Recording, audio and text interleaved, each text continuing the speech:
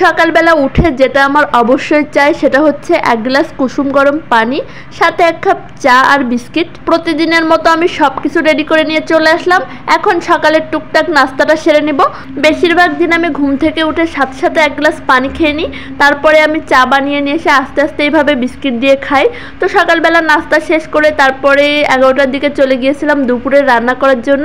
তো আজকে দুপুরে দেখো আমি কি রান্না করব। এখানে হচ্ছে গরুর মাংস বের করে নিয়েছি আর সাথে অনেক আলু কেটে নিয়েছি। মূলত আমি করব আলু ঘেটির মতো, কিন্তু মাংস দিয়ে। এই রান্নাটা আমার এত বেশি ভালো লাগে খেতে, কিন্তু নিজের হাতে রান্না করে না মায়ের হাতের রান্না খেতে মন চায়। একেবারেই আমি মায়ের মতো এটা রান্না করতে পারি না, তারপরেও সবসময় ট্রাই করি রান্না করার।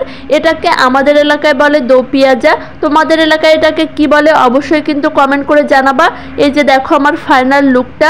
আম্মু রান্না করলে এত পরিমাণ ভালো হয়, এটা অনেকটা মাখো মাখো হয়, তখন আরও খেতে বেশি মজা লাগে। আর আমার কোনো সময় এটা রান্না পারফেক্ট হয় না, কেন জানি না।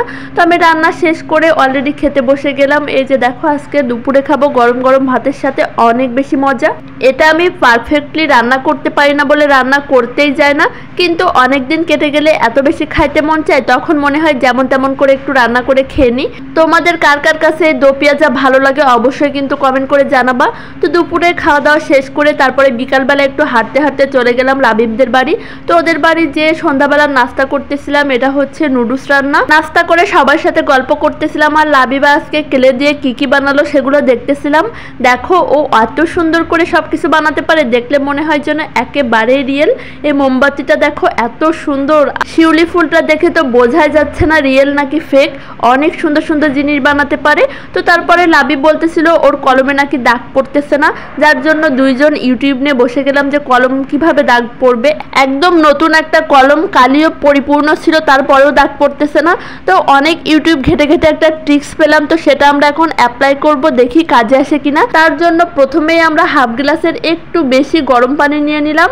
এখন 2 থেকে 3 মিনিট এর ভিতরে কলমটা ডুবিয়ে রাখতে হবে, দেখা যাক কাজ হয় কিনা। বেশিরভাগ ট্রিক্সে দেখলাম এটা করেই তাদের কলমে দাগ পড়তেছে।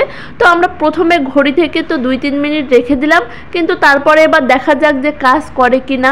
অনেক বেশি এক্সাইটেড আমরা, কারণ এটা লাবিবের অনেক শখের কলম। ওইটা গিফট পেয়েছে একটা প্রতিযোগিতায়, তো তার জন্য এটাকে দাগ পড়ানো অনেক বেশি দরকার। কিন্তু আমাদের ট্রিক্সটা ফেল হলো, কলমে দাগ পড়লো না। অনেকটা সময় ওদের বাসায় মজা করার পরে বাসায় চলে আসলাম। এসে একটু খিচুড়ি রান্না করলাম সেই দো পেঁয়াজা দিয়ে খাওয়ার জন্য। ঝাল ঝাল দো পেঁয়াজা দিয়ে খিচুড়ি যে এত বেশি মজা লাগতেছিল, আমারও মনে হচ্ছিল অনেক বেশি মজা লাগবে, যার জন্য আমি এসে একটু খিচুড়ি রান্না করে ফেলেছিলাম। এটা ছিল আমার ডিনার টাইম। তো তোমাদের কাছে ভিডিওটা কেমন লাগলো অবশ্যই কিন্তু কমেন্ট করে জানাবা। আজ এই পর্যন্তই, আল্লাহ হাফেজ।